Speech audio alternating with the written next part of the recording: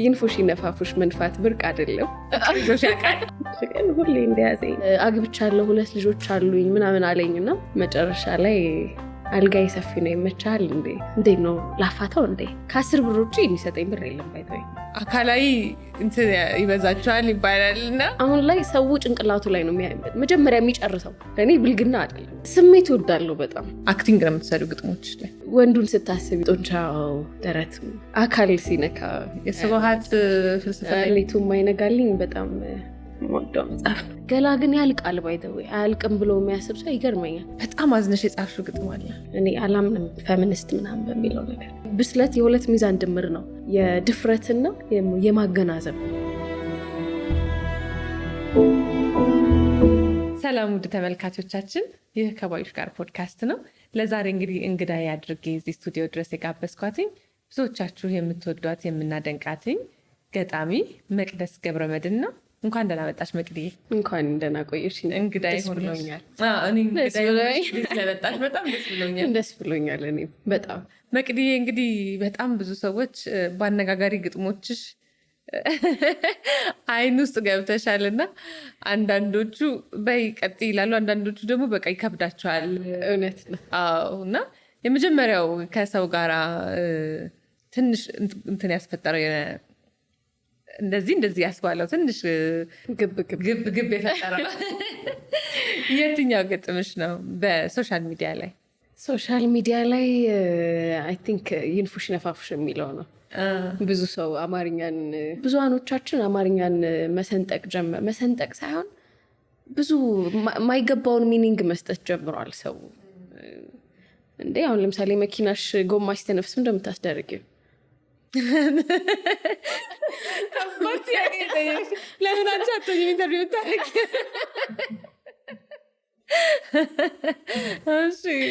ሰዎች እዚህ አማርኛው ትክክለኛው ለዛ ነው የተጠቀምሽው አማርኞች አሉ አረፍተ ነገሩን እንዲስቱ ያደርገውና ሰው ሚኒንግ ይሰጠዋል የራሱን ሚኒንግ ይሰጠዋል እሱን ነገር ትንሽዬ ነካል አድርግ ብዬ ነው ይንፉሽ ይነፋፉሽ እስቲ እናስታውሳት ያው በጣም እንትን ስለሆነች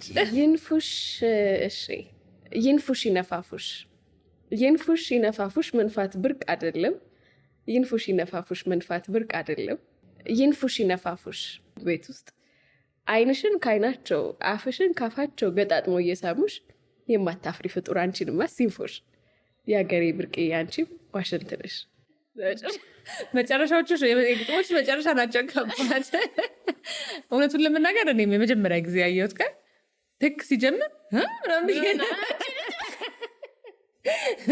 ዘመድ ፈልጉልኛል ልክ ሲያልቅ ግን ፈኒ ነው ቃላቱን ሰው የሚጠቀመው ነው ለዋሽንት ሌላ ምን ይባላል ምን ምትያትችኝ ምን ይባላል ትንፋሽ ለምትጫወቹ መሳሪያ ከዛ ውጭ አማርኛ አለ አይመስለኝ ያንን ብቻ ነው መጠቀም ይቻላል አዎ ምንድን ትይዋለሽ መንፋት ነው ትንፋሽ ምን ትይዋለሽ ሌላ እና ግን አማርኛው ወደዛ መስመር ሄዷል ብዙ አማርኛዎች ናቸው እኮ ምግብ እየበላ ሰው አጉርሳት ወይ አይደለም እንጂ ልበላት ነው ምናምን ልበላት ራሱ ሌላ አማርኛ ውስጥ ገብታለች እሷን ልበላት ነው ምናምን ይልሻል አረኛ ምግብ ላይ ነው የምናውቀው ወዲት እየሄደ ነው አማርኛ ያለሽ እየተቀያየረ ነው ይሄኛው ግን ምንም አማራጭ የለው አሁን ሌላ ቃል እንኳን ስጡኝ ብትይ ለዋሽንት ቃል የለም ነው በጭራሽ ምን ገጠመሽ ግን በዚህ ብዙ ሰው ይደነግጣል ባለጌ የሚልሽ አለ ከዛ ደግሞ እንዴት ነው አስደሳችም አስደንጋጭም የሆነባቸው ሰዎች ደግሞ ቀጥይበት በቃ እንደዚህ አይነት ግጥሞች ደስ ይላሉ የሚልሽ ሰው አለ ከሬጅ የሚያደርግሽም ሰው አለ ዲስከሬጅም የሚያደርግሽ ሰው አለ ሆነስትሊ ግን አሁን ለምሳሌ እንደዚህ አይነት ነገሮችን ለመቀፈጥ እኔ እንኳን ጎማ ምንድነው የሚባለው ስትይ ለመመለስ ግን እንዴት አገኘሽው ድፍረቱን ኮንፊደንሱን ከሰዎች ጋር ሆነ የሚትሶክ ያሉትን ይበሉ አይነት እኔ እስከዛ አላማ እስካልተጠቀምኩት ድረስ ሰው በፈለገው መንገድ ይተረጉመው ይረዳው ብለሽ የማሰቡ ኮንፊደንስ በራስ መተማመን ከየት መጣ አስተዳደግ ይመስለኛል ብዙም ተጭኜ ምናምን ያደኩ ልጅ አይደለሁም በእርግጥ የተክለማኑ ልጅ ነኝ ግን ፍሪ ሆኜ ነው ያደኩት ቤት ሰው አንድ እሱ ይመስለኛል ሁለተኛ ደግሞ በዛ መልኩም ቢረዱት እንደው በዛ ሴንስ ራሱ ቢሰጥ በእውነቱ አይመለከተኝም። ምክንያቱም ብልግና አይደለም፣ ወደዛ ራሱ መስመር ብሄድ ነው የምልሽ። ለእኔ ብልግና አይደለም ሰው ሲያደርገውና ሲለው ያለው ማለት ቃሉ ሲያደርገው ነው ልክ፣ ሲለው ግን አንዳንድ ነገሮች ሚዛን አይደፉልኝም። አንዳንድ አማርኛ እንዳሰቡት እንኳን ቢሆን እኔ ግድ ይለኝም የስብሐት ፍልስፍና ይመትሻል። እንደው ድንገት ካላገባው ስብሐት በሴቷ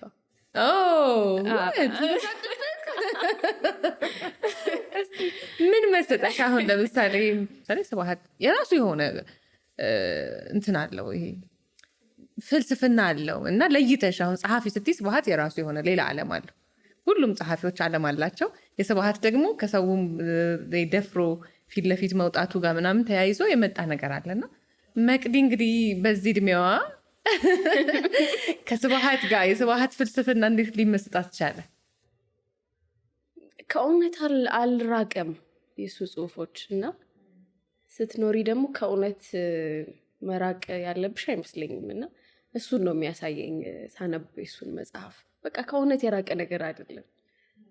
ትክክል ነው እኮ ታውቂዋለሽ፣ ግን ለጭንቅላትሽ በቃ ሌላ ነገር ትነግሪዋለሽ፣ የሆነ መልእክት እንደያዘ ነገር ታደርጊዋለሽ። ግን እውነት እኮ ነው። ምንም ላይክ እንዴ ኑሮ ነው በቃ ላይክ ሰው እየኖረ የሚሆነው ራሱ እንደሱ አይነት ነገሮች ኤግዚስት ስላደረጉ ይመስለኛል አይደለም? ይሄን እያወራሽኝ አይምሮዬ ላይ አንድ ግጥምሽ እንደውም ወደ ሀሳብ የመጣ እውነቱን ለመናገር አሁን ከማውራትሽ በፊት ወደ ስብሐት ፍልስፍና የምትሄጂ አልመሰለኝም ነበረ። ግን አንድ ግጥም አለሽ ያየሁትኝ ሶሻል ሚዲያ ላይ እና ቦታ ትጠቅሽለትና እዚህም ግን ብለሽ እንዴት ነበረ? የኔ አይደለም እሱ ግጥም የኔ አይደለም፣ ግን ደስ የሚል ሎጂክ ነው እና በቀጠረችው ቦታ ሁላ አልገኛላት እና መጨረሻ ላይ አልጋዬ ሰፊ ነው ይመቻል እንዴ አለች። ጋበዘች። አክቹዋሊ የወንድ ግጥም ነው፣ ለሴት ነው የተሰራው። ለሴት ነው የተጻፈው። ሴትስ እንደዛ ብትል ምን ያህል ነው? አድማጩ እንዴት ነው? አሁን ሶሻል ሚዲያ ያለው ነገር ትንሽዬ ወጣ ስትይ ነው አክሰፕታንስ ያለው ሰው አንቺን ትኩረት ሰጥቶ የሚያይሽ ትንሽዬ ወጣ ስትይለት ነው። እና እሱን ከመስጠት አንጻር ነው አንዳንድ ግጥሞች እንዲወጡ ማደርጋቸው። ከስብሐት የምትወጂው መጽሐፍ? ሌቱም አይነጋልኝ በጣም የምወደው መጽሐፍ ነው። ልክ እንደወረደ ማለት ነው። አንብቤዋለሁኝ። ትንሽ ረጅም ጊዜ ነው፣ ቅርብ ጊዜ አላነበብኩትም። ግን ሌቱም አይነጋልኝ አስታውሰዋለሁ። እንደወረደ ልስጥኝ የረሳው ፓርት እንደወረደ ነው። አማርኛው እንደወረደ ነው። ምንም በቃ ይሄን ነው የምልሽ። አሁን ይንፉሽን ነፋፉሽን ወደዛ አማርኛ መሄዱ ላይ አያስፈልገንም። የራሱ አማርኛ እኮ አለው፣ የተበጀለት የተቀመጠለት አማርኛ አለ። ኢቭን እሱን እንደወረደ ነው የጻፈውና ልክ አይመስልሽም? ልክ ይመስለኛል። እንዳልሽው እንግዲህ የሰዎች የራሳቸው ህይወት ፍልስፍና አለና ስብሐትን በጣም ብዙ የሚደግፉት እንኳን እንደዚህ ያለ የሚሉ ሰዎች አሉ። ራሱም የሚለው ነገር አለ፣ ብርጭቆ በሉት የሚለው ነገር አለ። ግን እንደ ባህል እንደ አስተዳደግ ከዛ ለጄኔሬሽን የሚሆን ነገር ከመስጠት አንጻር እንዴት ነው ብለሽ ታምኛለሽ? ጥሩ ነገር ነው ወይስ ባህል እንደው ሳሰጪው የቀረው ልጅ ነው የሚብስበት የሚመስለኝ። አንዳንድ ልጆች በጣም ታሽገው ጸጥ ብለው ምናምን ስቴፕ አላ ለምሳሌ ሂደት አለ አይደል? ስትኖሪ ለምሳሌ ትወለጃለሽ፣ ታድጊያለሽ፣ ትማሪያለሽ፣ ሪሌሽንሽፕ ይመጣል። ከዛ ሪሌሽንሽፕ ላይ ደግሞ ስቴፕ አለ። መጀመሪያ ትተዋወቂያለሽ፣ ከዛ ሪሌሽንሽፕ ይሆናል፣ ከዛ ትሳሳሚያለሽ፣ ከዛ ትጋቢያለሽ፣ ከዛ ትወልጃለሽ። ይሄን ሁሉ ስቴፕ አልፎ አንዳንድ ልጆች ምንም ካለማወቃቸው የተነሳ አርግዘው ታገኛቸዋለሽ። ገባሽ? ስቴፑን ይረሱታል። ሪሌሽንሽፕ መሳሳም ራሱ እንደሚያስደነግጥ ይረሱታል።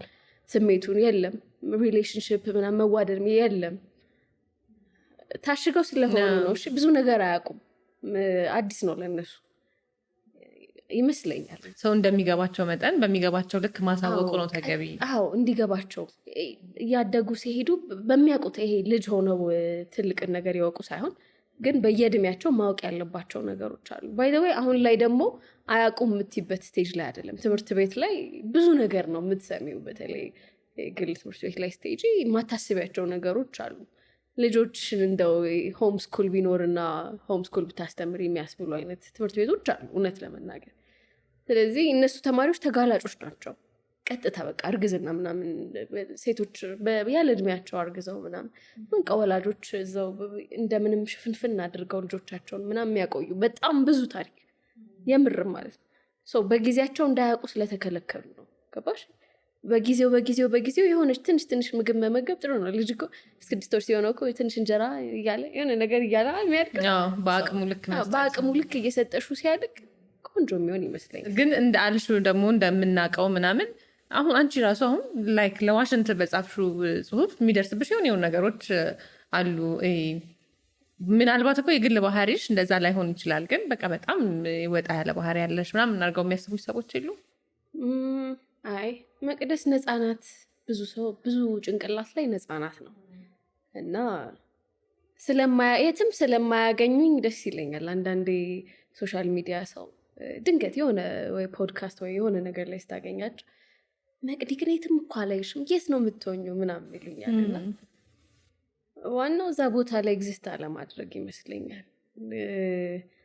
አንዳንዴ ያወራሹን እኮ አይደለም እየኖርሽ ያለሽው የራስሽ ህይወት አለ።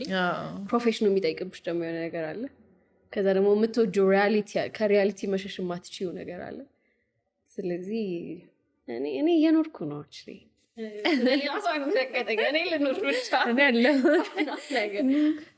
ፋሚሊ ደግሞ አክሰፕት ያደርግሽ ቤተሰብሽ ወደ እሱ እመጣለሁ ብዬ ነው። ዋናው ፖይንት እንደውም ቤተሰብ ጋር ነው። ቅድም ስታነሹ ወደ አስተዳደግ ስለምንመለስበት ነው አለፍ ያልኩት። እንዴት ነው አስተዳደግሽ? ከመጣን እናንሳው። አስተዳደጌ ተክለ ሃይማኖት ነው የተወለድኩት 44። ብዙ የጥበብ ሰው ከተክለ ሃይማኖት ወጥቷል። እንድጠቅስ ይፈቀድልኝ? ይቻላል። ብዙኖቹ ብዙ ሰው እውነት ነው። ሰው ተክለ ሃይማኖት ነው የተወለድኩት። ሰው እዛ ነው ብዙ ጊዜ ያደግኩት። ከዛ ግን 12ኛ ክፍል ያው ቤታችን ተክለ ሃይማኖት ፈረሰ። 12ኛ ክፍል ስደርስ ነው 11ኛ ክፍል ስደርስ ሰፈሩ ፈረሰ በልማት። ሲነሳ ጊዜ ወደ ሌላ ሰፈር ወደ ገላን አሁን እንደዛ ተንደፋድፌ የደረስኩት ከዛ እባክሽ ስለማርፈዴ በዛው ይቅርታ። ችግር የለም። ከሩቅ ቦታ ወደ ሩቅ ቦታ እንድንሄድ ተገደድን። የልማቱ ጉዳይ ማለት ነው እንጂ ተክለ ሃይማኖት ነው ያደግኩት። እንግዲህ ተክለ ሃይማኖት ያደጋችሁ ልጆች ተክለ ሃይማኖት ላይ ጥቁር አንበሳ፣ ኢትዮጵያ እርምጃ ተምብለን ያደግንባቸው 4 ኪሎ ስንሄድ ሚኒሊክ የሚገርም ሰፈር ነበረ። ቆንጆ እድገት። እንዴት ነበረ ማለት ስንተኛ ልጅ ነሽ? እንደገና አስተዳደግሽ ላይ ቤት ቀብጠሽ ነው ያደግሽው? ተቆንጥጠሽ ነው? እንዴት ነው እስኪ? 3ኛ ልጅ ነኝ።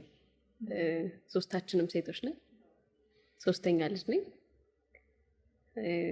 የመጨረሻ ልጅ ትንሽ የመጨረሻ ልጅ ብዙም አልቀበጥኩም። ማለት ፍሪደሙ እንዳለ ሆኖ ግን እኔ በ17 ዓመቴ ስራ ጀምሬያለሁ። በ17 ዓመቴ ልክ 12 እንደጨረስኩኝ የመጀመሪያ ስራዬ የወንዶች ፀጉር ቤት ተቀጥሬ 2 ወር ምናምን ሂሳብ መቀበል ምናምን ሰርቻለሁ። እና ከዛ ወጥቼ ደግሞ መስተንግዶ ሰርቻለሁ 2 ዓመት ምናምን እየተማርኩኝ የዩኒቨርሲቲ ላይፍ ከስራ ጋር ነበረ። አልመስልም? ብዙ ሰው እንደዛ ኤክስፔክት አያረግም። እኔም አልጠበኩም፣ ግን በጣም የሚገርም ነገር ነው። እንዴት ወደ ስራ ልትገቢ ቻልሽ? በምን አጋጣሚ? ራሴን ማስተማር ነበረብኝ አንደኛ ቤዚክሊ። እሱም ብቻ ሳይሆን ማገዝ ነበረብኝ አያቴን። የአያት ልጅ ነኝ። የአያት ልጅ ነሽ? እናትና አባት አይደለም ያሳደገኝ፣ አያት ናት ያሳደገችኝ። እና እሷን ማገዝ በጣም ስለነበረብኝ ሳይሆን በጣም ስለነበረብኝ መስራት ነበረብኝ። ልክ 12 እንደጨረስኩኝ ከፈተና በኋላ 2 ወር የወንዶች ፀጉር ቤት፣ ከዛ ወደ 2 ዓመት ያህል ደግሞ መስተንግዶ ሰራሁኝ። ከዛ በኋላ ብዙ ቦታ ሰርቻለሁ አክቹዋሊ። ከዛ ዩኒቨርሲቲ ልክ እንደጨረስኩኝ አዲስ አበባ ዩኒቨርሲቲ ሪሰርች ግሩፕ ነበረ ጂኦ ኒውትሪሽን የሚባሉ እና ያለ ፊልዴ ነው። እኔ አካውንቲንግ ነው የጨረስኩት አክቹዋሊ እና ያለ ፊልዴ 6 ወር ያህል ቡሬ የሚባል ምዕራብ ጎጃም ላይ ዳታ ኮሌክተር ሆኜ 6 ወር ያህል ሰራሁኝ። ከዛ መጥቼ ልክ ቴሌብር እንደመጣ አካባቢ ነው ኤጀንት መሰብሰብ፣ እየዞሩ ኤጀንት መመዝገብ ምናምን፣ ወደ እሱ ስራ ገባሁኝ። ከዛ የሆነ ሰዓት ላይ ተቋረጠ። አሁን ነው እንዴት ቴሌብር እንደተቋረጠ አላውቅም። ከዛ ልክ እንደተቋረጠ የሆነ ቁጭ ማለት ሰርተሽ ቁጭ ማለት አለመቻል አለ አይደል? 2 ወር ክረምት ነገር ነበርና 2 ወር ያህል የጥቁር አንበሳ የኬሞቴራፒ የሚወስዱበት የካንሰር ፔሸንቶች አሉ 5ኛ ፖሊስ ጣቢያ ትንሽ ገባ ብለሽ እና እዛ ቮለንተር ሆኜ መጽሐፍ አነብላቸዋለሁ። አያቴ 10 ብር ትሰጠኛለች። ከገላን 5 ብር ሜክሲኮ እመጣለሁ፣ ወክ አድርጌ እገባለሁ። ከዛ 5 ብር ደግሞ እመለሳለሁ እና 2 ወር በጣም ላይፍ እንዳመሰግን እግዚአብሔር የሰጠኝ ነገር ብዙ እንደሆነ ያየውበት። በተለይ እኩዮቼ መተው እዛ ጋ ምናምን የታመመ ሰው ስታይ ተስፋ በቃ የለኝም ተስፋ የለኝም የሚሉት ሊሞቱ ስለሆነ ነው አይደለም። ይሄ መስራት አቅቷቸው ማለት መስራት አቅቷቸው ስልሽ እንዴት ልበልሽ፣ አንዳንድ ሰው አቅም እያለው አቅሙን መጠቀም ማይችል ሰው ተስፋ ሲቆርጥ አይተሽዋት አታውቂም? በቃ ተስፋ ይቆርጣል፣ ይደክመዋል ምናምን ኖሪ ቀድሞ። አዎ በተለይ ይሄ ጀነሬሽን የድሮ ሰው ደስ ይላል። የድሮ ሰው አያስብም ብዙ ጊዜ ገባሽ? በቃ ማድረግ ካለበት ሄዶ ያደርጋል። በውሃ መቅዳት አለብኝ ይቀዳል። አሁን ውሃ ልትቀጂ ራሱ ከሆነ ውሃ ልቅዳ፣ አይ ነገ ልቅዳ። መጀመሪያ ጭንቅላትሽ ይደክማል። እንደ አሁን ላይ ሰው ጭንቅላቱ ላይ ነው መጀመሪያ የሚጨርሰው፣ መድከምን የሚጨርሰው ጭንቅላቱ ላይ ነው። ገብተሻውን ነገ ኢንተርቪው አለኝና ምን ልልበስ አንተን ከንትን ጋር ለመልበስ እንትን ይደክማል ጭንቅላትሽ። በቃ መድከም የሚጀምረው ከጭንቅላትሽ ነው። የድሮ ሰው ግን በቃ ይነሳል፣ ውሃ መቅዳት እንዳለበት መጀመሪያ ቃል ይሄዳል፣ ይቀዳል። መብላት አለበት ይበላል፣ ማረስ አለበት ሄዶ ያርሳል። አሁን ላይ ስትመጪ እያንዳንዱ ነገር መጀመሪያ ጭንቅላትሽ ላይ ብዙ ይብሰለሰልና ያደክምሻል። እንደሱ አይነት ድካሞች ብዙ ሰው ላይ አለው። እነዚህ ግን ታማሚ ናቸው፣ የካንሰር ፔሸንቶች ናቸው። እኩያሽ እንግዲህ እኔ 20 ዓመቴ ወይ 21 ዓመቴ ላይ እኩዮቼ እዛ ቦታ ላይ መተው የጡት ካንሰር አንዷ ጡታ ተቆርጣ በቃ ልጅ መውለድ አልችልም ምናምን ብላ ስታት እንዴ ለካ እኔ እያኖርኩ ነው እንዴ ለካ ቤዚክሊ ጤና የሚባለው ነገር አለኝ ብለሽ ተመስገን አምላኬ የምትይበት ታይም ለኔ ያቺ 2 ወር ናት። በጣም ነው መወዳት። በጣም በጣም በቃ እኔ አላቅም። በጣም የሚገርም ነገር ነው። ያው ወደ ኋላ ወደ ፀጉር ቤቱና ወደ መስተንግዶ እንመለሳለን። እዚህ ጋር ግን እንቆይና ስሜቱን እንትን ላለ ማለት አንደኛ በራስሽ ፍላጎት ቮለንቲር ሆነሽ ነው የምትሄጂው። የሚገርም ነገር ነው ማለት ማንም ሰው አስቦት የሚያውቅ አይመስለኝም። ምክንያቱም እዛ ጋር ሰዎች የካንሰር ታማሚዎች ሲሆኑ ብዙ ሰው ተስፋ ይቆርጣልና ለነዛ ሰዎች ለዛውም አንቺም በማትችበት ሁኔታ እንግዲህ እንደነገርሽኝ ከአያትሽ 10 ብር ተቀብለሽ ከዛ በእግርሽ ወክ አድርገሽ ለእነሱ መጽሐፍ ለማንበብ ለመሄድ ይህንን ጥሩ ልብ እንቁ ልብ ከየት አገኘሽው? እና ደግሞ ብዙ ጊዜ ብዙ ነገር ያስተምራል እና በቅርቤ እኔ በዙሪያዬ አንዳንድ የተወሰኑ በጣም ወደውን ቤተሰቤንም በካንሰር አጥቻለሁ። ጓደኞቼም ሰርቫይቭ ያደርጓሉ። ከባድ ነው በጣም እና አንዳንዴ እንትን እላለሁ አሁን አንቺ ሄደሽ ለማንበብ እና እኔ አንዳንዴ ለመጠየቅ ግርማ ውሬሳ ይባላል ቤተሰባችን ነው። በዚህ አጋጣሚ እንደውም ላንሳውና ነፍሱን ከደጋጎች ከሆነ ያሳርፍልን። ግን በጣም ያመው ስለነበረ ምንም ስለማላረግለት ለመጠየቅ እንኳን ቆይ እንዴት ነው የሚሄደው ዛሬ ማለት ፔኑ በጣም ይከብዳል እና የማትካፈየው ነገር ይሆናል እል ነበረ እና አንቺ ይሄንን ልብ እንዴት አገኘሽ? እዛ ቦታ ላይ መጀመሪያ ሲሄድ ለስራ ነበር የሄድኩት። እንደነገርኩሽ የአዲስ አበባ ዩኒቨርሲቲ የሪሰርቹ ስራ ሌላ ሪሰርች አገናኝቶኝ ነበረ። ሪሰርች በቃ ዳታ ከነሱ መጠየቅ ጥያቄዎች ዳታ ኮሌክት ማድረግ ነበረ። ከዛ አየኋቸው። በየ21 ቀን ነው ኬሞቴራፒ የሚወስዱት። በየ21 ቀን ወጪው በጣም ብዙ ነው። ጥቁር አንበሳ የመንግስትም ስለሆነ ትንሽ ግሊኮስ ምናምን ይችላቸዋል። ሌላውን መድኃኒት ግን ራሳቸው ነው የሚችሉት ምናምንና ትንሽዬ ጭንቅላትሽ ላይ የሆነ ምን ባደርግ የምትዩ ነገር አለና ነርሶች ደግሞ ታያለሽ እዛ ቦታ ላይ 24 ሰዓት እንግዲህ እዛ ቁጭ ብለው ማለት 12 ሰዓት ነው 24 ሰዓት ሳይሆን እዛ 12 ሰዓት ሙሉ ጠዋት ገብተው እስከ 12 ሰዓት ነው የሚሰራው እንትኑ። ከዛ በኋላ ያው ብቻ ይደክማል እና ስታያቸው የሆነ ነገር ሼር ባረጋቸው ታያለሽ እና እዛ ቁጭ ብዬ ዳታ እየሰራው የነበረ ታይም ላይ 7 ቀን ምናምን የሰራሁት በ7 ቀን ውስጥ ምን እንደሚያደርጉ አያቸው ነበር። ለምሳሌ መጀመሪያ ሲገቡ ግሊኮስ ነው የሚወስዱት። መጀመሪያ እንደገቡ ሲቀመጡ ግሊኮስ ይወስዳሉ። መጥራት አለበት በፈሳሽ መጀመሪያ፣ ከዛ ነው ኬሞ የሚወስዱት እና ልክ ግሊኮስ ተሰክቶላቸው ኬሞ መጥቶ ይቀመጣል ቴብላቸው ላይ። እሷን አንስተሽ መቀየር ሊሆን ይችላል። እሷን ለመቀልቅ ሲያልቅ ግሊኮሱ 1 ሰዓት ከምናምን ሊፈጅ ይችላል። 1 ሰዓት ከምናምን ግሊኮሱ ካለቀ በኋላ መልሰሽ ኬሞ መቀየር ነው። ትልቅ ስራ አይደለም። ግን ነርሶቹ በጣም በዛ ሁሉ ስራ ውስጥ ተዋክበው እሷን ለማድረግ ይመጣሉ። እዛች ጋር ይሄንን ማድረግ ብችል ደግሞ በጣም አሪፍ ነው ምናምን ብዬ ማሰብ ጀመርኩኝ። ያቺ ፔይመንት የ7 ቀኗ ፔይመንት ለትራንስፖርት ትሆናለች። እስከዛው ስራ ካገኘው ብዬ ለእናቴ ሰጧት። ምክንያቱም በጣም ብር አጥፊ ነኝ። በተለይ በጣም ብርቱካን ወዳለሁ። ብርቱካን ካየሁ በቃ ብርቱካን ግዝት አልችልም። የሆነ በጣም ሴንሲቲቭ ነኝ። የሆነ ነገር ሳይ ግዝት ምናምን ማድረግ እሱን ነገር ስላለብኝ ለእናቴ ሰጠው። ከእሷ ብር ላይ 10 ብር ይሰጠኛል። ከ10 ብር ውጭ የሚሰጠኝ ብር የለም። ባይተወይ ምሳቃ ያው ይይዛለሁ። በቃ እንደ ትምህርት ቤት በቃ 2 ወር ያህል እሱን ነገር ስላየሁኝ ከዛ በኋላ ከ2 ቀን በኋላ ነው መጽሐፍ የሚለው ነገር የመጣው። መጽሐፉ ደግሞ ቢመጣ ምናምን ብዬ አሰብኩኝ። መጽሐፍ ይዤ ማንበብ ጀመርኩኝ። ባይተወይ በዚሁ አጋጣሚ የስብሐትን ሁላ አንብቤላቸዋለሁ። እየሳቁ ምናምን ሲሉ የታመመ ሰው ህመሙን ረስቶ እንዲህ ያሳፍራል ምናምን እያለ ሲያዳምጥሽ ራሱ የሆነ ስሜት አለው። እውነት እግዚአብሔር እስከሚያውቀው በጣም ደስ የሚል ስሜት አለው እና እሱም ማድረግ ችያለሁ ምናምን ትያለሽ እና የሆነ ያሳዝናሉ። 2 ያገኘኋት በዛ 2 ወር ውስጥ 21 ቀና 2 ያገኘኋት ሴት ነበረች። አሁን የት እንዳለች አላውቅም፣ ግን የኔ እኩያ ናት። ተመልሶ መጥቶባት ነው። ልጅ እያለች ነበር የመጣው። ከዛ ተመልሶ ሲመጣ አጥንት የጀርባ አጥንቷ ላይ ነው ተመልሶ የመጣውና እሷ ደግሞ በጣም አትረሳኝ። ብዙ ስቶሪ ሼር ያደረገችኝ ሴት ናትና መቼም አልረሳትም። መልኳ፣ አስተሳሰቧ ምናምን እንደው ጤና ሰጥቷት ብዙ ነገር መለወጥ ትችል ይሆን ምናምን የምትይው አይነት ሰው የለም። የሆነ የበሰለ ሰው ይህን ካልኩኝ በኋላ ምን ይመጣል ብሎ ኮንስኮንሱን የሚያስብ አይነት ሰው እና ደስ የምትል ሴት። አሮን ነው የት እንዳለች ምናልባት እያየችው ከሆነ አላውቅም። በጣም የሚገርም ነው እውነት። ሁሉም ሰው ማለት በዚህ መንገድ እኔ ማስብ ያላቅም፣ ሰዎች ማስበው ላያውቁ ይችላለሁ። ማትረሱ ገጠመኛለሽ በጣም ያዘንሽበት እዛ ውስጥ በነበርሽበት አጋጣሚ? ብዙ አይኑ ያሳዝናል።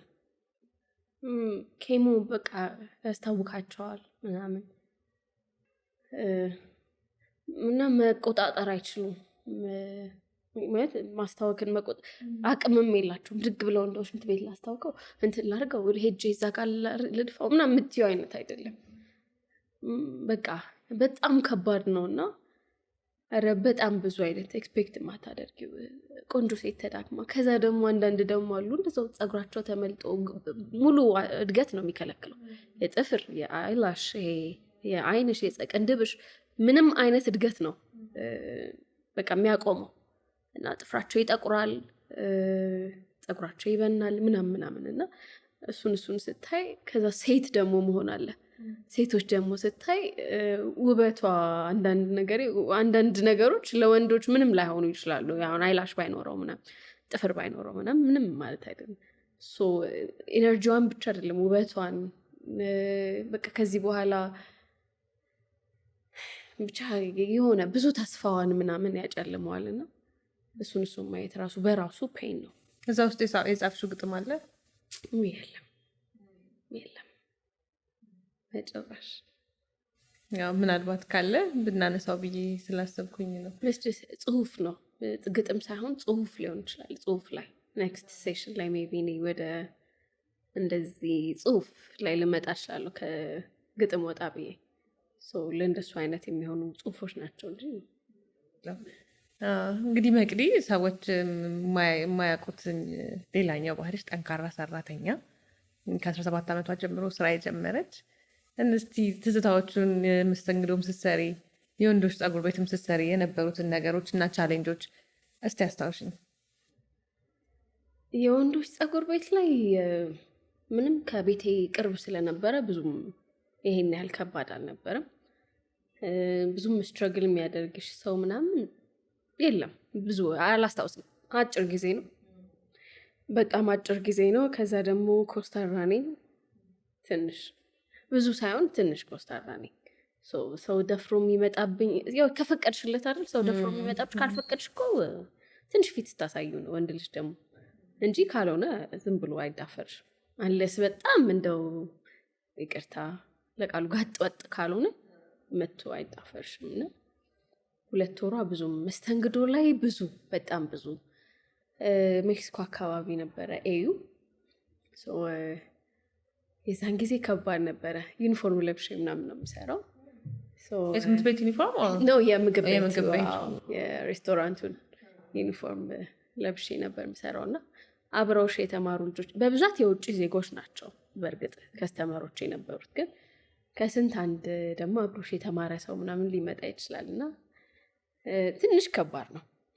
ትንሽ ከባድ ነው ስልሽ በተለይ በዛ እድሜ ከባድ ነው። አሁን ላይ ቢሆን ስቀሽ ምናምን ታልፊያለሽ፣ ኧረ ምናምን ብለሽ ታልፊያለሽ።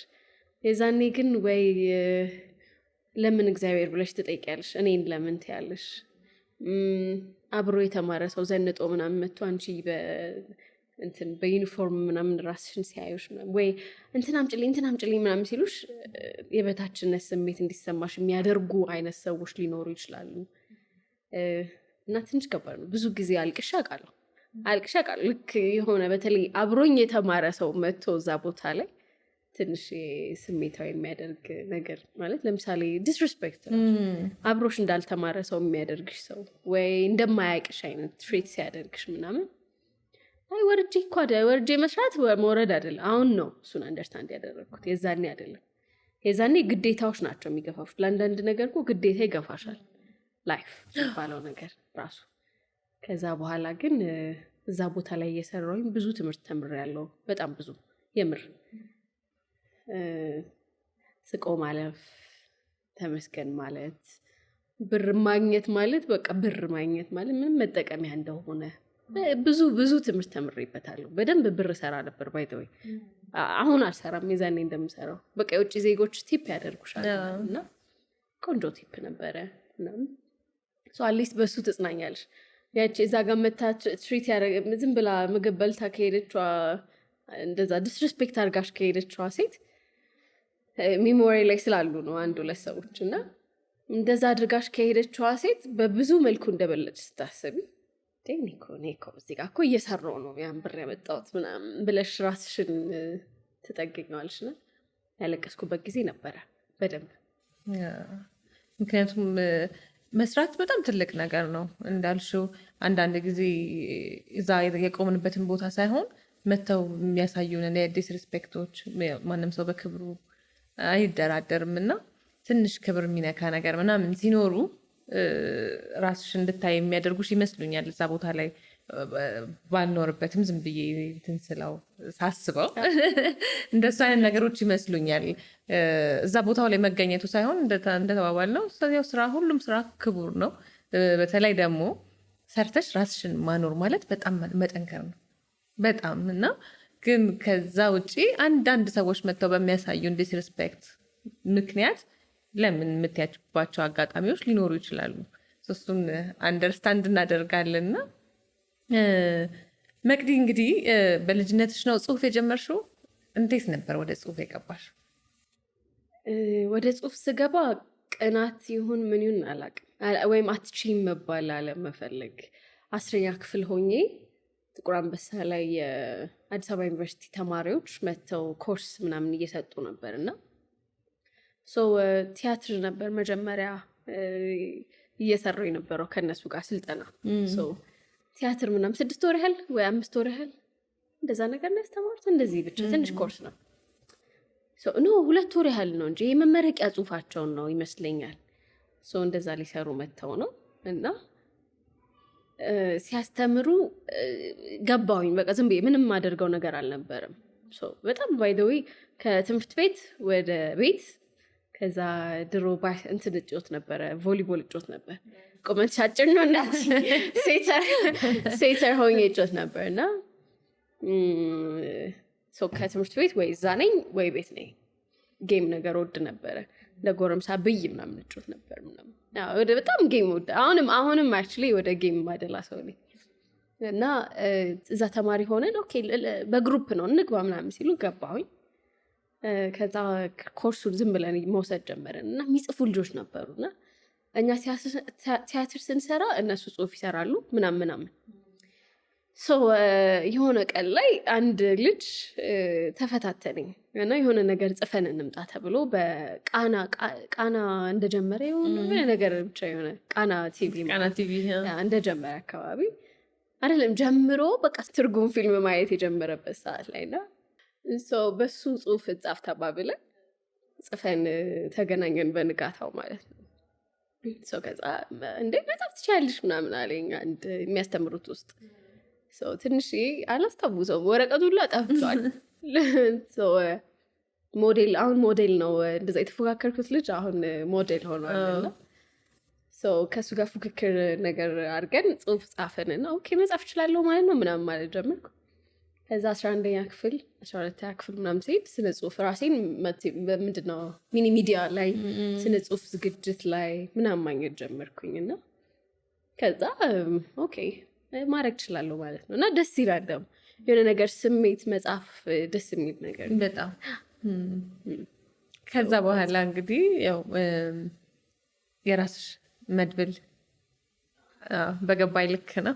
በገባኝ ልክ ጥቅምት ላይ ነው የወጣው።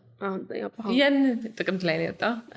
ያንን ጽሁፍ ከጻፍሽ በኋላ ከመድብሉም በፊት የተለያዩ ሶሻል ሚዲያዎች ላይም እንዲሁም ደግሞ የተለያዩ መድረኮች ላይ ከማቅረብሽ በፊት የመጀመሪያ ግጥም ስራሽን ምን ላይ ያቀረብሽ?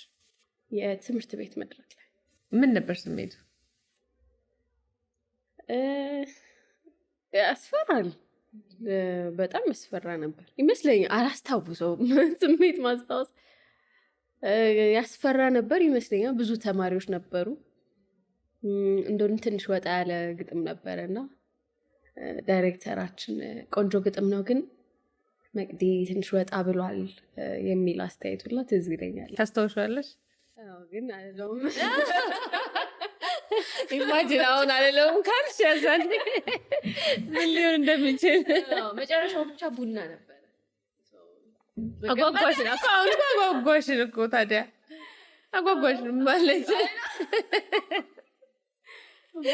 ሳትያቶች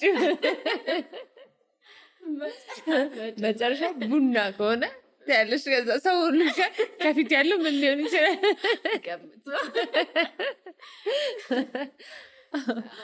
ከዛ በኋላ እንዴት ፕሮሰስ አደረግሽ ግጥሞችን ማቅረብ መጻፍ? ከዛ በቃ የትምህርት ቤቱን በጣም ብዙ ጊዜ ዝግጅት ማዘጋጀት ጀመርን በራሳችን። ከዛ ብዙ መድረኮች ላይ መጋራት ጀመርኩኝ።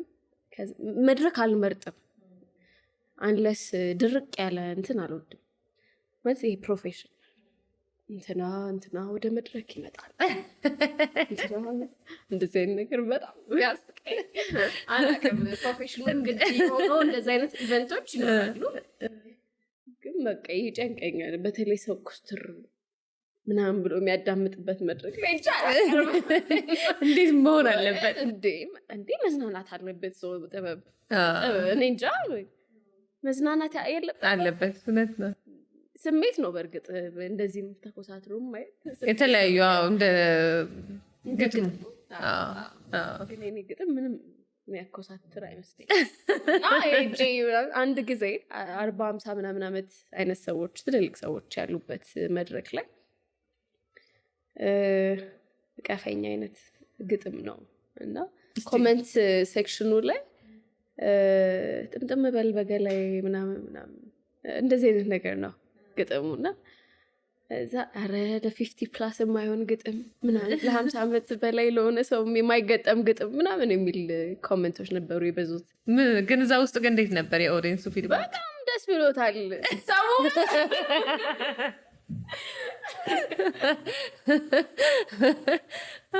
ይሄ በጣም ወድጃለሁ። በጣም ደስ ብሎኛል። ኮሜንት ላይ ነው እንጂ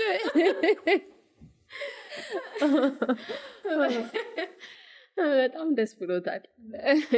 መቅዲ ካነሳሽው የመቅዲ ግጥሞች አካላዊ እንትን ይበዛቸዋል ይባላል እና የሆነ አላደለ ጡትሽ፣ ጎንክ፣ ደረትሽ፣ ወገብሽ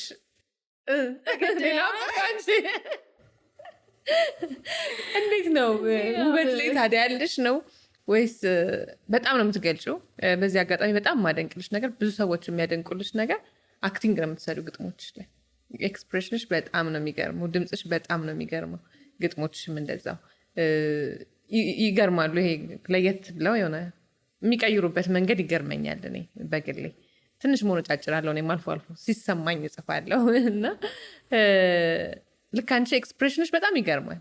አንደኛ እሱም እንዴት ነው ያዳበርሽው? ሁለተኛ ደግሞ እንደጠየኩሽ አካላዊ ነገር ደስ ይለኛል። ስሜት እወዳለሁ በጣም የስሜት ጽሁፍ እወዳለሁ። ሳነብም ከአካልም ውጭ ሳቋ፣ ለዛዋ፣ እይታዋ ስሜት ነገር ደስ ይለኛል። ድርቅ ያለ ነገር አልወድም። ከተራራው እዛ ማዶ ሄዶ በሮ ምናምን ያለ ነገር ብዙ እንደ ፍላጎት ሻምቴጅ ግድ የሚል ነገር የለማ። ስትኖሪ የምትፈልጊውን ነው መኖር ያለብሽ። ሰው እኔ ስፔሲፊክሊ አካል ሲነካ ወንዱን ስታስቢው ደረቱ፣ አስተሳሰቡ፣ በቃ ስሜት፣ እጆቹ፣ ጡንቻው፣ ደረቱ፣ ጡቶቿ ካላለ እኔ ይደብረኛል። ሰምሃው ይደብረኛል። እኔ ሴንስ ወይ የኔ ዘርፍ አይደለም፣ በቃ የኔ እይታ ወይም ፍላጎት የኔ ፓርት አይደለም፣ በቃ የኔ ነገር አይደለም። አክቲንግ እንዴት ኤክስፕረስ የምታደርግ ብዙ ጊዜ ይመስለኛል በጣም ብዙ ሰው ይልሻል። ፌሻል ኤክስፕሬሽን እኔ እንጃ አላውቅም። ሳወራም አለ ይመስለኛል። ሳወራም አለ። ኮንትሮል የማደርገው ነገር አይደለም። አንዳንዴ እንደው ራሴን ቁጥብ አድርጌ እንደዚህ እንደምናችሁ ምናምን አሁን ድርቅ ያለ መልክ ለመስራት ስሞክር ከራሴ ይጠፋሉ። በሽ ነው ብቻ ነጋተኝ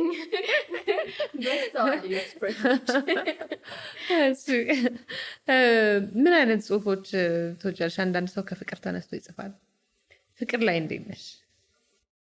ፍቅር ሁሌ እንደያዘኝ ነው። እውነት አሁንም ይዘ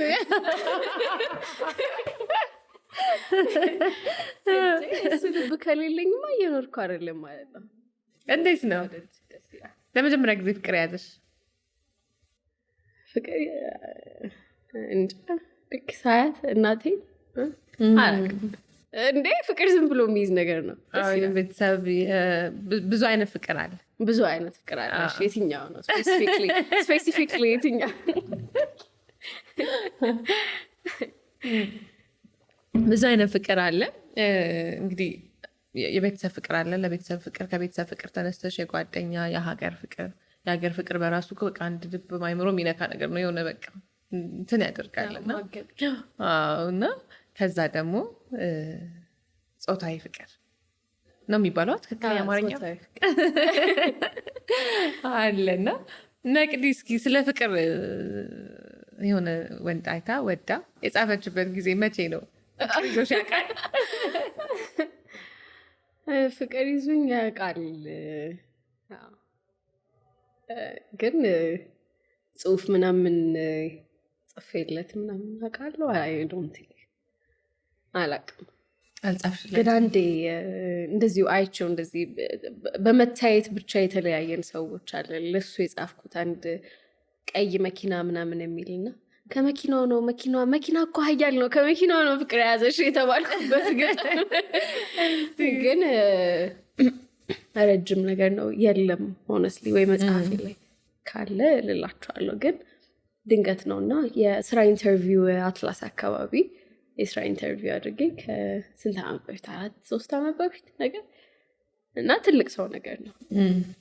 ከዛ ልክ ከጨርሼ ወጥቼ ከሱዳን የመጣ ሰው ነው እና ሊንክዲን ላይ ነው ስራውን ያወራሁት የነበረው እና ሰውየው ሸኝቶኝ ከቢሮ በር ላይ ራይድ እየጠበቅኩኝ ይሄኛው በዚህ በኩል ይወጣል ማለት ዞር ስል አዋለሁ መልሼ ቼክ አደርገዋለሁ። ምንድነው ኬት የመጣ ነው ሳት እዛ እሱም ያኛል ማለት ነው። ምንድነው ትደነግጫለሽ። ከዛ መሄድ የሚገባበትን መንገድ ትቶ ቆመ። መሄድ አለበት ግን ቆሟል። ከሰውየው ጋር እያወራሁ ዞር ስል አሁንም አለ። መነጽር አድርጎ ነበር። መልሼ ስመለስ መነጽሩ ወልቆ ደግሞ አሁንም እያየኝ ነው። ከዛ ራይዴ መጣ፣ ገባሁኝ። ከዛ ስሄድ እየተከተለኝ ነው እና ዞሬ ማየት አልፈለግኩም። የሚነዳውን ሰውዬ ቀይ መኪና እየተከተለን ነው አልኩት። ከዛ ከጀርባ አለ ቀይ መኪና ምናምን አለኝ። እሺ ዝም አልኩኝ። ከዛ ከጎን ነገር መጣና በጭንቅላቱ እንደዚህ ነው ያለኝ፣ ውረጂ ወረድሽ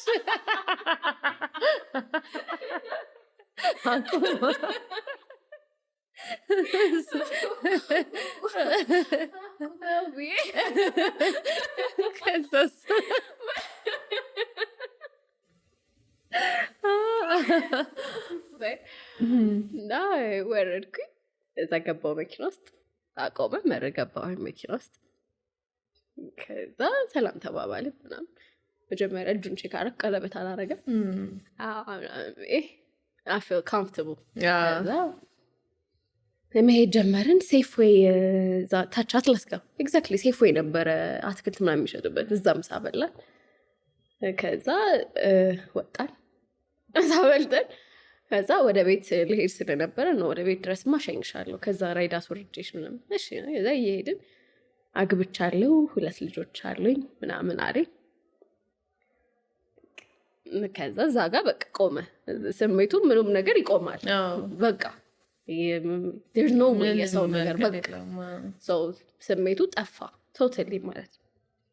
ከዛ ግጥሜ ላይ ዝም ብዬ ላፋታው እንዴ ብዬ ነበረ። መጨረሻ ላይ አግብቻለሁ 2 ልጆች አሉኝ ምናምን አለኝና እንዴት ነው ላፋታው እንዴ የሚል ትንሽ ዝም ብሎ ፈን ለማድረግ የወጣ ቃል ነበረ እና በብዛት ኮመንት ላይ ወይኔ ባሌ ቀይ መኪና እኮ ነው ያለው ምናምን ሴቶች ተጨንቀው ነበረ ይለኛል።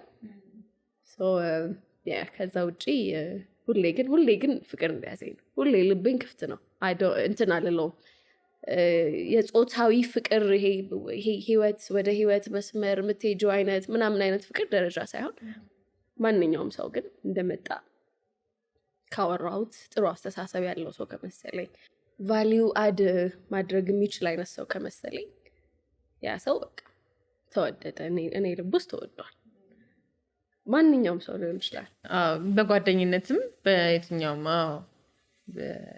መንገድ ቢሆን ሰዎችን አግኝተሽ እንደዚህ ጥሩ መግባባትና ጥሩ አመለካከት አላቸው ብለሽ ካሰብሽ ብዙ ጊዜ አንጠቀመውም። አሁን ለምሳሌ ለጓደኛ ለቤተሰብ ምናምን በጣም ነው የምወድክ ነው የምንባባለው እና ያንቺ ትንሽ አማርኛ ላይ የት የሚለው ፍቅር ይዘኛል ከሁሉም ሰው ይዘኛል እና ግልጽነትሽ ደስ ይላል በጣም። አሁን ምን ላይ ነሽ? ፍቅረኛ አለሽ? አግብተሻል?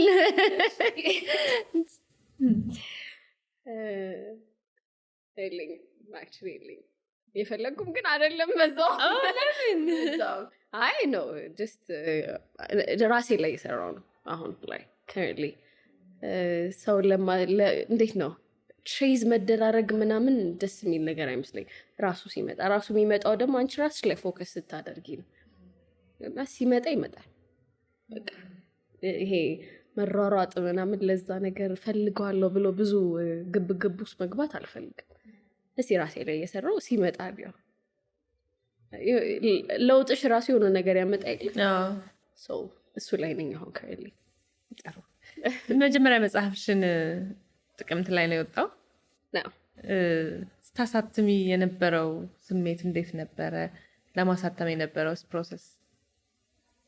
በእውነቱ መጀመሪያ ማውጣት አላሰብኩም ነበረ በጭራሽ። መጽሐፍ ላይ አልደረስኩም ብዬ አስብ ነበር እና ግጥሜም የደረሰ አይመስለኝም። አሁንም ደርሶ አይደለም ግን ለካ ሰው የደረሰበትን ልክ ነው የሚያስበው። የደረሰበትን በቃ አሁን ያለበትን 2 የ30 ዓመት ሰዎች አስቀምጠሻቸው አስተሳሰባቸው የተለያየ እድሜ ብቻ አይደለም አንዳንዴ እና አስተሳሰብሽ የደረሰበትን እኔ በገባኝ ልክ ነው ይሄ መጽሐፍ። ልክ ከ10 ዓመት በኋላ መጽሐፍ ባወጣ እኔ በገባኝ ልክ ነው የሚሆነው። እሱን ለማስፈር ነው ይሄ መጽሐፍ የወጣው። እሱንም ለዛ ነው። አዎ ሰለሞን ሳለ በዚሁ አጋጣሚ በጣም አመሰግናለሁ። ገጣሚ ሰለሞን ሳለ በጣም የማከብረው ሰው፣ የሚገርም ሰው ነው። የሚገርም ስልሽ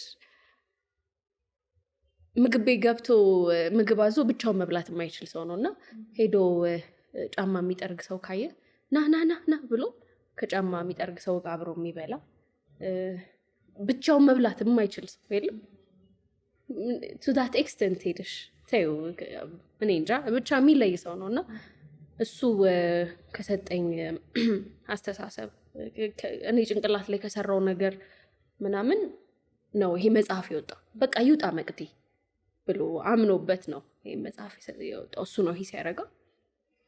ብዙ ስህተቶች አሉት ይሄ መጽሐፍ፣ ግን የራስ ስህተት በጣም ደስ ይላልና እንኳን ተሳሳትኩ ለሚቀጥለው ደግሞ ሁሉም ሰው የሆነ ስህተት ይኖረዋል። ስህተትሽ ነገ የምትማሪበት ነው። ሁሉ ጊዜ እኛም ራሱ አንድ ፊልም ሰርተን ሁሌ እንዲህ ባረገው እንደዚህ ብሰራው አክቲንግ እንዲሁ ነው በቃ፣ ግን ነገም እንዲህ ነው የምለው በቃ እስከምንሞት ወይም ደግሞ ይሄንን ምድር ጥለን እስከምንሄድ ድረስ እየሰራን ከሆነ ያለፈው ነገራችንን ባሻሻልን እያለን የምንሄደው። ስህተት ምንም የሚጠበቅ ነገር ነው። ከዚህ ውስጥ እስቲ በጣም የምትወጫቸውን ግጥሞች? እሺ አጭር ግጥም በጣም ነው የምወደው ግጥም እና እውነት ይመስለኛል አሁን በዚህ ዘመን ላለ ወጣት ነው። ገላ በረከሰ ዘመን ድንገት ተገትሬ እጄን የያዘኝ ወንድ ወድቆልኝ በፍቅር የሚመስለኝ፣ ደግሞ ከንፈር በረከሰ ዘመን ተገትሬ ጉንጮቼ ሲሳሙ የሚያስፈነጥዘኝ፣ ጭራሽ ከደረሰ ከከንፈሬ ጥጉ ንዝር የሚያደርገኝ፣ ለጉድ የፈጠረኝ እኔ ብቻ እኮ ነኝ። ስቲል ይሄ ስሜት ስላለ ነው እኔ ጋር እና ብዙ ሰው ላይ እሱን ነገር ሳጣው፣ በተለይ ወጣት ላይ ሳጣው ጊዜ በቃ ምንም አይደለም ማለት ነው ምናምን እላለሁ። ብዙ ነገሮች ዋጋ እያጡ መጡ። የሆነ ስሜት የሚሰጥሽ ወንድ እኮ ሲይዝሽ ራሱ ስሜት ሊኖረው ይገባል። አይደለም ከከንፈርሽ ጉንጭሽ ጋር ሲደርስ ስሜት ሊኖረው ይገባል ምናምን። አሁን ፖይንትለስ ነው ብዙ ሰው ጋር ስታዩ። ኧረ መሳም ደግሞ እንዴም ችግር አለው ሴክስ ኧረ እኔ አያልቅም።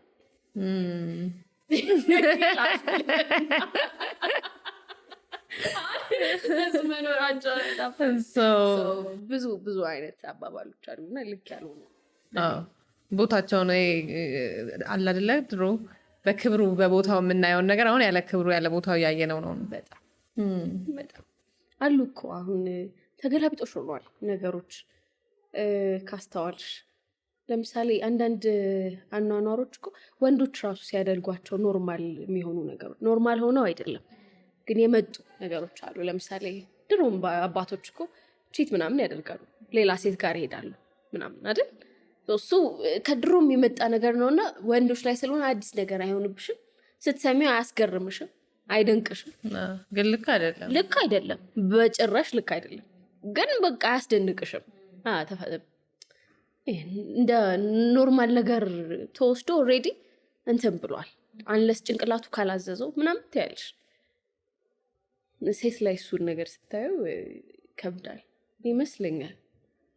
ገላ ግን ያልቃል። ባይተው አያልቅም ብሎ የሚያስብ ሰው ይገርመኛል። ስሜት እያጣ ይሄዳል እኮ ይመስለኛል። ስሜት የሌለው ሰው በድን ይሆናል። ብዙ ሰው ከማስተናገዱ የተነሳ በቃ ባዶ ይቀራል። እኔ እንደዛ ነው የማስበው። ምንም አይነት ነገር ሲነካሽ ማይነዝርሽ፣ ሲደገፍሽ፣ ሲያቅፍሽ ስሜት ካጣሽ እኔ በድን ገላ እንደያዘ ሰው ነው የሚሆንብኝ ያ ሰው። እሱን ስሜት ማጣት ደግሞ አልፈልግም። ማገላለጽ ነው። ገላ ያልቃል ወይ ያልቃል ይመስለኛል። እንደደረስኩበት ነው አሁን። በሚገርም አማርኛ ነው የገለጽሽው። ለዛ ነው የደገምኩት እኔ። ሌላም አንድ በገባይ ልክን ገልጠሹ አትዘጊው። ሌላም አንድ እንፈልጋለን። ጠፍተሻላት በሉኝ ጠፍተሻላት በሉኝ ተቀይሬ አይደለም አይኑ ከንፈሩ ስቦኝ ከሱ አለም መንገር አላውቅበት ፊደልን ሰድሮ በቃላት ማስረዳት የኔ ልዑል እንደ ሙጃ ከገላ ተጣብቄ ቢያዩ ከርታናለች ብሎ ከንፈር መጠጡ። እስቲ ንገራቸው ፍቅር ባይን ያስወራል ከልብ ያራምዳል ያከንፋል ከሰማይ ቃላትን ሰድሮ ከማውራቱ በላይ ብለ ንገራቸው። በፍቅር ተይዤ ቢያዩት እንግልቴን በታዘቡት ኖሮ ካንተ የራኩለት እንደማጣት ነፍሴን እንደማይታዘዙ መላ አካል ህዋሴ ልሳን እንደሚያጣ ከንፈር አፍ ምላሴ ምን ነው ባወቁልኝ እንዴት ሰመረ የፍቅራችሁ ነገር ብለው ቢጠይቁ መተል አሳያቸው ከተቆራመደው ካጣው ላመሉ አይንህ ሲያርፍበት አካል ሰውነቴ በብርሃን ሲሞሉ መተል አሳያቸው። በጣም ደስ ይላል። መተል አሳያቸው ካልመጣ የሚያምኑ ነገር አይደለም ነው።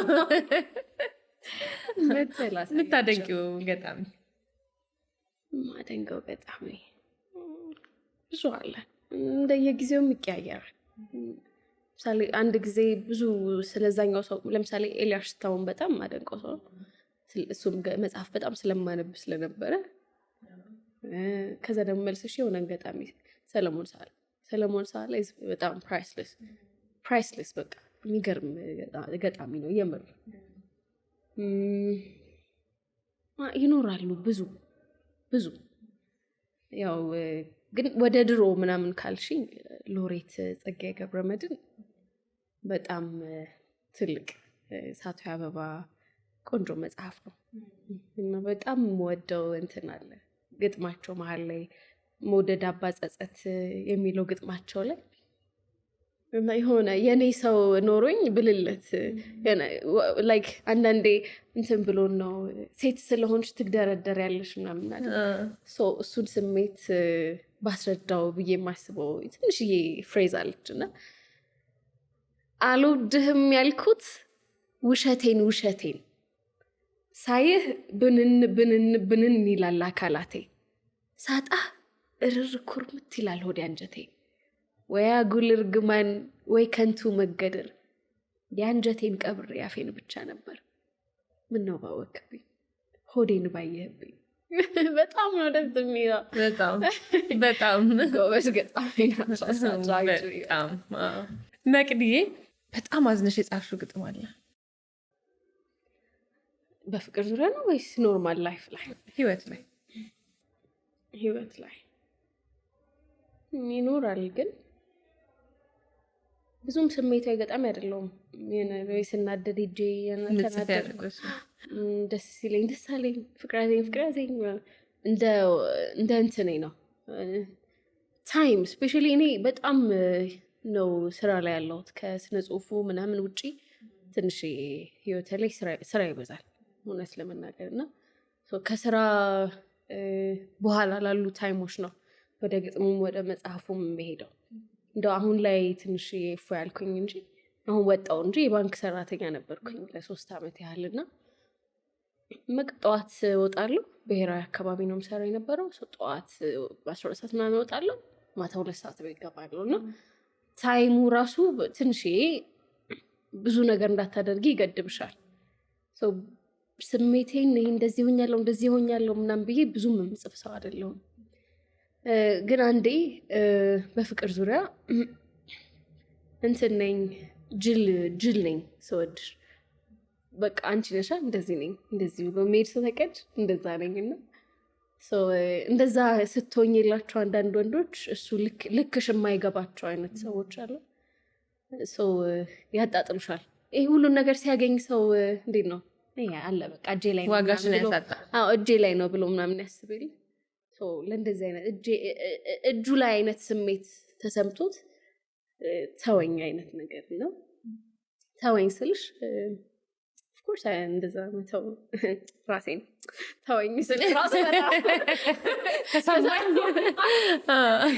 እንደዛ ያህል ሳይሆን በቃ የሰጠሽው ክብር የሰጠሽው ቦታ በቃ እዚህ ነኝ ካለኝ እዛ ነኝ እንደዛ ነኝ አሁንም መቀየር አልፈልግም በእጅ የያዙት ወርቅ የሚባለው ነገር ትክክለኛ አባባል ነው እና ስትሄጂ አንዳንድ ሰዎች ከሄድሽ በኋላ የሚገባቸው ነገር አለ ስትሄጂ ነው የሚገባቸው እውነት ነው እያለሽ የምታረጊው ሁሉ የምትከፊው ዋጋ እኔ አንዳንዴ ላለው ሰው ወደሽ አሁን ፈቅጄ በጣም አንሳለሁ ብዙ ጊዜ ፈቅደው ማነስ በጣም ማለት ምንም መሆን ትችያለሽ በጣም ቀላሉ ነገር ነው ባይዘወይ ከሰው በቃ ጉራኛ መሆን ቀላል ነው ክብርንም የሰውን ክብር መንካት ቀላል ነው ሁሉም ነገር ቀላል ነው ፈቅደሽ ግን መተናነስ ትልቅ ነገር ነው እና እንዳልሹ ነው አሁን አንቺ አሁን ተወኝ ስትይ ብዙ ጊዜ የሚተውትኝ ይረጋጋሉ መሰለኝ ይሄ በቃ ድልድል ነገር ይላሉ የብዙ ደግሞ ብዛት ብዙ ሴቶች ፍቅር ላይ ሲሆን ሰው ሴት ራሷን ትሰጣለች ይመስለኛል ፍቅር ስሜት ብቻ ሳይሆን አንዳንዴ በቃ ያ ሰው ይገባዋል እና ራስሽን ስትሆኝለት በቃ ራሴን ነው መሆንለት ራስሽን ስትሆኝለት ዋጋ እንድታጪ ዋጋ ያጣሽ ወይ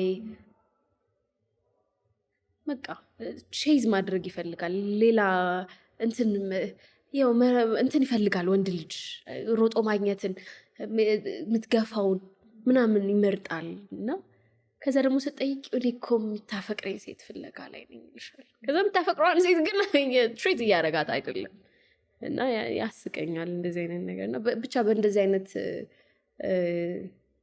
ሲናሪዮ ላይ አለፌ አንድ ግጥም ጽፌ ነበር ረከስኩባህ አይደል የሚል ይበላል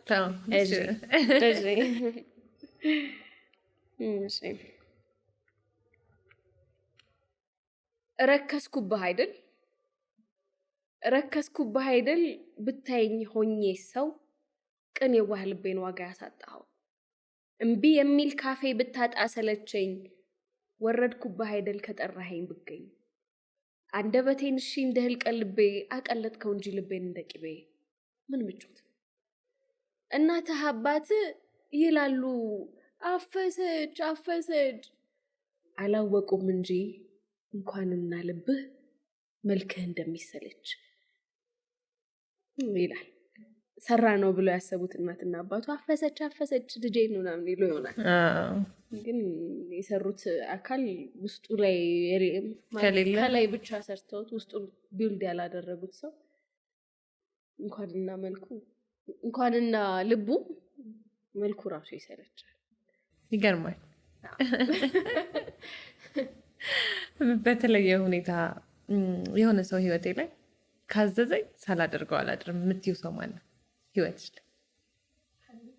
በቃ የምታዘዝለት ሰው ከቤተሰብም ከፋሚሊም ከጓደኛም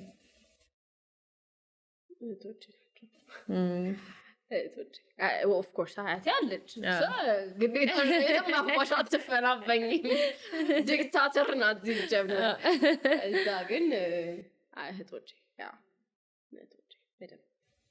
አንድ ግጥም ልኬልሽ ነበረ አልሆነም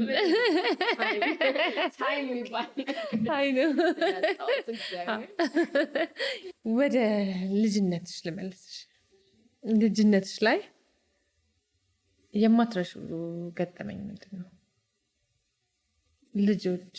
ልጆች ላይ አሁን አንቺ ተሰምቶሽ ያለብሽው እንደዚህ ባይሆኑ የምትይው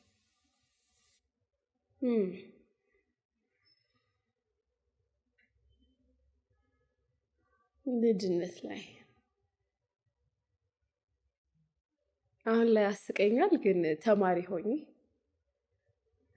ያስቀኛል ስልሽ በጣም ያስቀኛል ብቻ የማይሆን ጫማ ተገዝቶልኝ የማይሆን ጫማ አድርጌ ትምህርት ቤት ሄድኩኝ ኮሜዲያን ቶማስ የወጣበት ታይም ላይ ነው እና ቀልድ በጣም እንዴት ነው ሶሻል ሚዲያ ላይ ምናምን ቲቪ ላይ ምናምን ሶሻል ሚዲያ ላይ ኤቭሪዌር ነበረ እሱ እና ያቺ ጫማ ስሟ ቶማስ ነበረ በጣም ሳስቅ ነበር ጫማ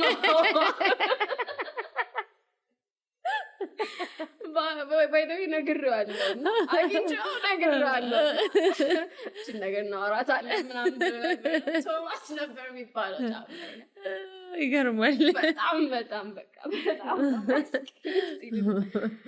ከዛ ደግሞ ዩኒፎርም አውጥቼ አላውቅም ይሄ ሸሚዝና ከላይ ሰደር እያደል ጥቁር አንበሳ እና ይሄ እንዴት ነው ቲሸርታቸው አዲስ ልብስ ነው ሲገዛልሽ እና ስርዓት ያላት ተማሪ ናት ምናምን እባል ነበረ እኔ ግን ማሳያችሁ ነገር ስለሌለ ነበር ብላችኋለሁ እና አሁን ላይ አም ስትሮንግ የዛኔ ግን በሰዓቱ ፊት ታደርጊያለሽ አውጥተው ሸሚዛቸውን ምናምን የሆነ ቲሸርት ተገዝቶላቸው የሆነ ልብስ ተገዝቶልሽ ማሳየት የምትፈልግ በህይወቴ አክቹዋሊ ከዛ በኋላ ቢኖረኝ ራሱ እንደው ተገዝቶልኝ ቢሆን ራሱ አውጥቼ እንደዚህ ሸሚዜን ሰደርዬን አውጥቼ አላውቅም ትምህርት ቤት ላይ በጭራሽ ነው የምልሽ በቃ እንደ ዩኒፎርም እንደተላኩት እመልሳለሁ እሱ ሜሞሪ አለኝ ህይወትሽ ላይ ማጣትና ማግኘትን እንዴት ኤክስፔሪየንስ አደረግሽው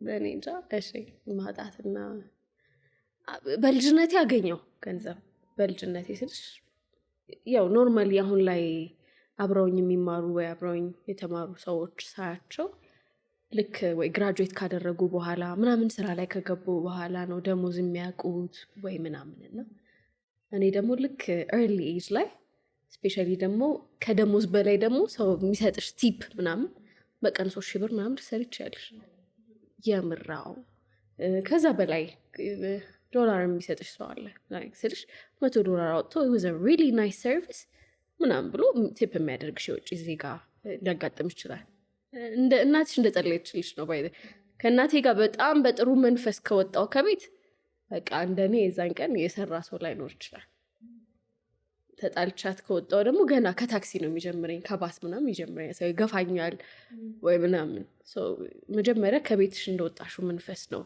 ከዛ በኋላ የሚቀጥለውና የምር ገንዘብ ያገኘሁበት ታይም መስተንግዶ ታይም ነው በደንብ ነው የሰራሁት በቃ ሰርቪስ ጊቭ ማድረግ ብር እንደሚያስገኝ ነው ያየሁት ከዛ በኋላ ግን ለካ ገንዘብ የሚመጣና የሚሄድ ነገር ነው ከዛ ደግሞ ይሄዳል እንዳልኩሽ ቮለንተሪ ሰውን ደግሞ ባዶ ሆኜ ነበረ 10 ብር እናቴ የሰጠችኝ ሄደ ደግሞ መልሶ ከዛ ደግሞ መልሼ ደግሞ አገኘሁት ምናምን 2,000 ምናምን ብር በቀን እየተከፈለኝ ነው 6 ወር ቡሬ የሰራሁት ትልቅ ብር ነው ለኔ በዛ እድሜ በ20 ዓመቴ 2,000 ምናምን ብር በቀን የተሰጠኝ 120 ብር ነው አልጋ አንድ ነርስ ነበረች ኔቲ የምትባል እሷ 60 ብር እንከፍላለን ለሁለት እንተኛለን ቁርስ 50 ብር 60 ብር ብታወጪ ነው 20 ብር ነው ሽሮ 30 ብር ነው ሽሮ ምናምን በቃ ምንም ብር አታወጪም ማለት ይቻላል 2,000 ብር ይዘሽ በአንድ ቀን ምቹ 6 ወር እንዴ ገንዘብ አግኝቻለሁ ከዛ ደግሞ ማጣትን ደግሞ ልጅነት ታይም ላይ አይቻለሁ ልጅ ሆኜ ደግሞ የሆነ ነገር አምሮኝ ወይ የሆነ ነገር ምክንያቱም አንድ ትውስታውላለኝ የዘመድ መጥቶ ነገር ኳስ ገዝቶልን ጎረቤት ጣራ ላይ ተሰቅሎ ጎረቤት ተናዳ ምናምን አንስታ ፈነዳችሁና የዛኔ ብቻ ኳስ ስለተገዛልኝ መፈንዳቱ ምናምን ራፍ ለምን እንዳፈነዳችሁ ስቲል ቅሬታ ሳያት ቅር ይለኛል ልጅነት ላይ ትራውማ ማጣትን በደንብ ደግሞ ልጆኛ ኤክስፒሪየንስ አድርገው ከዛ ማግኘት እዛና እንዴ እንደሆነም የሆነ ቦታ ላይ አሁን ስፔሻሊ እግዚአብሔር ይመስገን በጣም ከምነግርሽ በላይና በራስ መምጣት በራስ ተንፋቆ እንደማለፍ ደስ የሚል ነገር የለም የሆነ ተራራ ላይ ለመድረስ እኮ ትንንሽ ተራሮች እኮ ትደርሻለሽ ትልቁ ተራራ ላይ ከመድረስ በፊት እና ትንንሹ ተራራ ላይ ራስሽ እየሄድሽ ነው እና እሱን ሳይክል መሄድ የራሴ በጣም መቃ አጨብጨቡ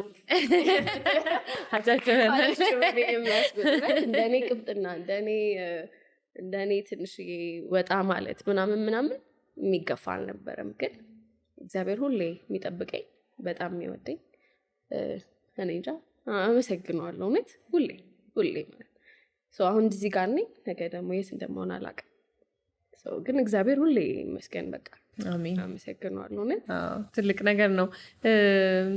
መቅዲ እንግዲህ ጥያቄዎችን እኔ ወደ ማገባደዱ ነኝ። አንድ ሁለት ጥያቄ እናንሳና አንቺም ቀረ የምትይው ነገር ካለ።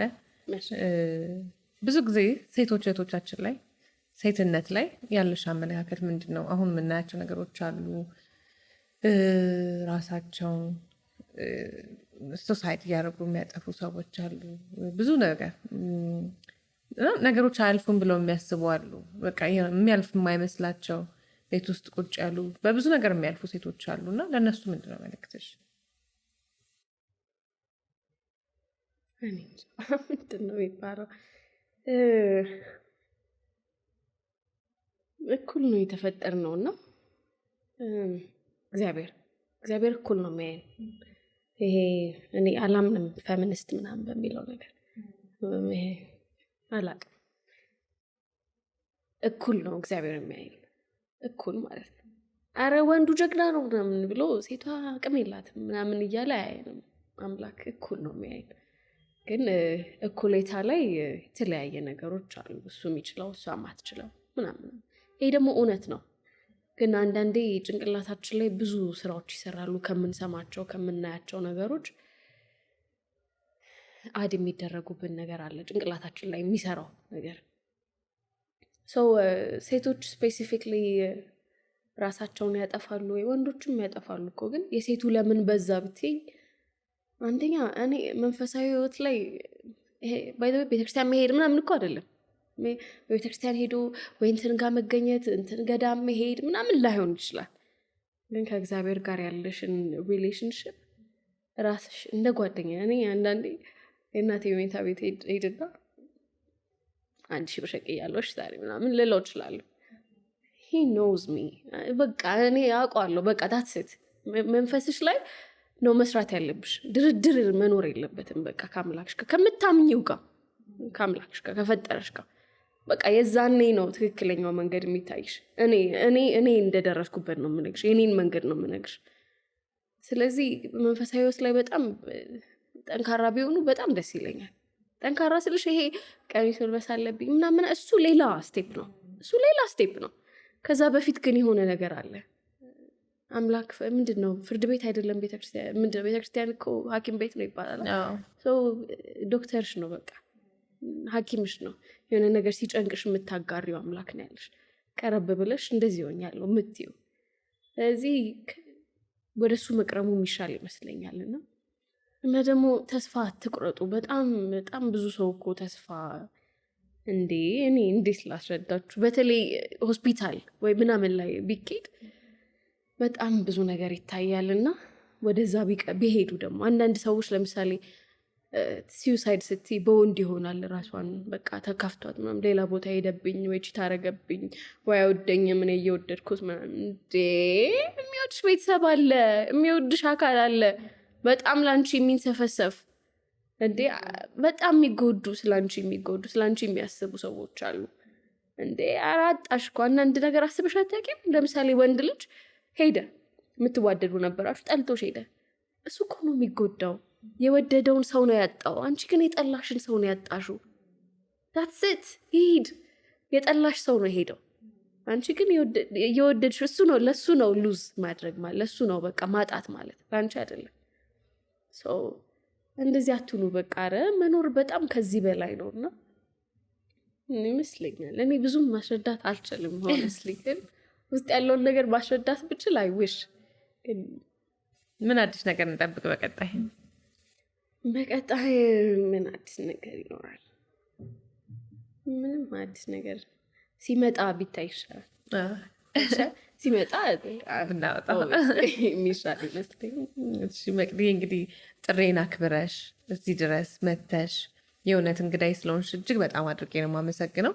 ወደፊት በጣም ብዙ ስራዎች ሰርተሽ እዚሁ ላይ ቁጭ ብለን የምንነጋገር የምንገናኝ አብረን የምንሰራ ይሆናል። በጣም አመሰግናለሁ። እግዚአብሔር ያክብርልኝ። ማመስገን የምትፈልጊያቸው ሰዎች ካሉ እድሉን ልስጥሽ። አዎ እሺ፣ አሉ እናቴ፣ አያቴ ወይዘሮ ለታይ አመሰግናለሁ። እህቶቼ በጣም አመሰግናለሁ። ከሁሉም በላይ አምላክ በጣም አመሰግናለሁ። ሁሌ እንዳመሰገንኩት ነው። ስናረ መድረክ ስለሆነ አይደለም። ከዛ ውጭ አብዱኪያር በጣም አመሰግናለሁ። ሰለሞን ሳለ በጣም አመሰግናቸዋለሁ። አሉ ብዙ ሰዎች አሉ በህይወቴ። እንግዲህ ዝም ብላ አይደለም እዚህ ጋር ያለችው የብዙ ሰው ጥርቅም ናት። የሀሳብ ቫሊዩ እየጨመሩ እንዳልኩሽ ነው። በቃ የሆነ ነገር የሚጨምርልሽ ሰው ሊኖር ይገባል። የዛኔ ነው መብሰል የሚመጣው። አላ ድፍረት እንዳልኩሽ ነው ሚዛን አይደለም። ብስለት ሚዛን ነው። የሁለት ሚዛን ድምር ነው። የድፍረትና የማገናዘብ ድምር ነው። ገባሽ? ድፍረት ማለት ዝም ብሎ መናገር፣ ዝም ብሎ ማድረግ፣ አለመፍራት ምናምን፣ እሱ ብቻውን ግን ማቹሪቲ ወይም ይሄ ብስለት የጭንቅላት ብስለት አትይውም። ከዛ ደግሞ እዚህ ጋር ማገናዘብ፣ ማስተዋል ምናምን የምትያቸው ነገሮች ሊኖሩ ይገባል። ልጅ ሆነሽ የፈለግሽውን ታደርጊያለሽ፣ የፈለግሽውን ታወሪያለሽ ምናምን አይደል? ከዛ እያደግሽ ስትሄጂ ከዚህኛው ከማስተዋሉ ትንሽ የጨመርሽበት ባላንስ መሆን አለበት። ያኔ ነው ብስለት የምትይው። የሁለቱ ድምር ነው ብስለት የሚባል የሚመጣውና እኔ ማይንድ ላይ እዚህ ጋር ድፍረት ብቻ ነበረ። ከዛ ግን ብስለት የሚባለውን ሌቭል ሂት እንዲያደርግ የኔ ጭንቅላት፣ በዚህ በኩል ደግሞ አስተሳሰብ ያላቸው ሰዎች፣ የተማሩ ሰዎች፣ ህይወት ያስተማራቸው ምናምን ሰዎች ደግሞ ትንሽዬ ከእያንዳንዱ የሚወሰደውን ወስደሽ የሆነ ነገር ላይ ራስሽን ታገኘዋለሽ። እና እንደሱ የሰሩ ሰዎች አሉ እኔ ህይወት ላይ። ሰለሞን ሳለ፣ ኢዮብ ዮናስ ከጀርመን የሚኖር አንድ ወዳጅ አለኝ። ኢዮብ ዮናስ፣ ከዛ ሰለሞን ሳለ አሉ። በጣም ብዙ ሰዎች አሉ። ብዙ ሰዎች አሉ ይኖራሉ። እናመሰግናለሁ። እግዚአብሔር ያክብርልኝ። ድርሰናል መቅድዬ፣ እኔም በጣም አመሰግናለሁኝ። ቀጣይ ጊዜ እንግዲህ እንገናኛለን። በደንብ ላገኝሽ እፈልጋለሁ። አንቺም ወደ ፊልሙ አትጥፊብን አለሁ። እየራቅሽ ነገር ይመስለናል። እንመጣለሁ በደንብ በሰፊው። በጣም አመሰግናለሁ። ተመልካቾቻችን እንግዲህ ከመቅዲ ጋር የነበረን ቆንጆ ቆይታ ይሄን ይመስል ነበረ። በጣም እንደምትወዱ ተስፋ አድርጋለሁ። በሚቀጥለው ሳምንት ከሌላ እንግዳ ጋር እዚሁ ከባዩሽ ከበደ ፖድካስት ጋር እንገናኝ። ይህንን ፖድካስት ከጀርባ የሚያግዙ ኤልያስ ፋንታውን ኤላዬ፣ ማርኬት ፈርኒቸር፣ ቢፋኔ ጀነራል ትሬዲንግ፣ ዲኖ ፋሽን ቢዩቲክ፣ ሁላችሁንም እጅግ አድርጌ ያመሰግናለሁ። ሰላም።